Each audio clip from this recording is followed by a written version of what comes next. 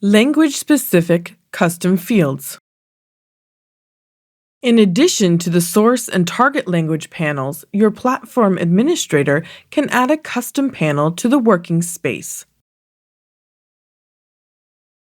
This panel could provide more context, with links to resources, reference materials, or even live previews. Just about anything can be built into this custom field. You can edit individual fields in this panel by clicking into the relevant segment. This will open up an input field for you to add or change the context.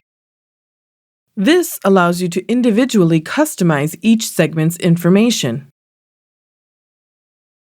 You can also change the existing content in batches. Instead of editing segments in this panel one by one, simply navigate to the Batch Actions menu and select Language-Specific Custom Fields. This will open a context menu for you to change the panel content in batches. Choose the panel from the drop-down menu you want to apply the changes to, and enter the text you want to add or the edit you would like to make. Remember to select the correct language for this panel.